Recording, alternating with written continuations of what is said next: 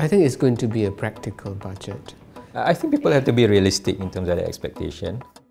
The budget season is back. Budget 2019 will be tabled at Parliament this Friday.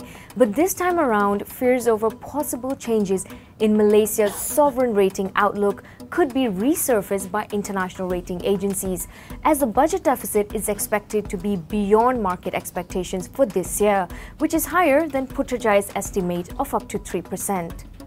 Frankly speaking, I think this year, next year, it will be between 3.5% to 4%.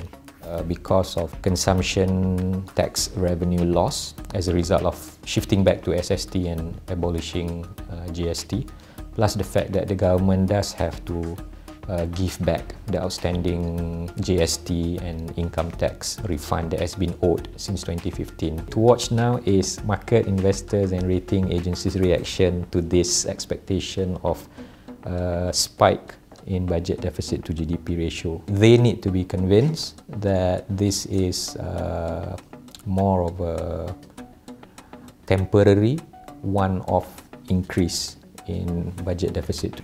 It appears that the new government's convincing power will be put to the test because any change in Malaysia's rating will have implications for the ringgit, investments into Malaysia, bonds and stock markets, and the country's foreign reserves.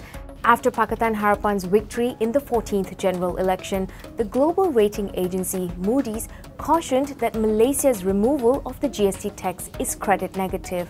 The agency last set its rating at A3 with a stable outlook. But could rating agencies give the benefit of the doubt that the expected spike in the budget deficit is a one-off event? These are the black box right now, and I would hazard a guess that right after tabling the budget, Minister of Finance should engage with the rating agencies to convince them. For example, the government is able to undertake more asset monetization, and then they can perhaps introduce new taxes. Then I guess the prospect of lowering further budget deficit is doable. Well, despite the expected hike in the budget deficit, the upcoming budget might have good news for some businesses that have not received their GST refunds. Pengirang pihak pembayar cukai tak boleh dapat refund mereka. Sources have confirmed that the government is likely to do a one-off payment for GST refunds and income taxes of around 35 billion ringgit. Some pledges under the Pakatan Harapan manifesto are also likely to be focused, such as targeted fuel subsidy, food security, and affordable housing. And there might be a review of the qualification criteria for recipients of cash handouts under Bantuan Sara Hidup, formerly known as BRIM. I'm not expecting any change in the amount.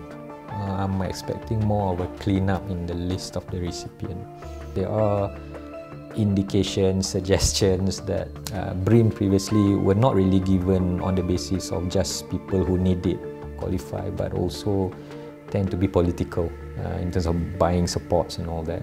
So there are cases of people who probably don't really deserve to get BRIM getting it. So I guess government want to clean up the BRIM list, BRIM recipient list. Overall, Budget 2019 is not expected to be a goodies budget, but rather a practical budget with possible structural changes in line with the country's fiscal position.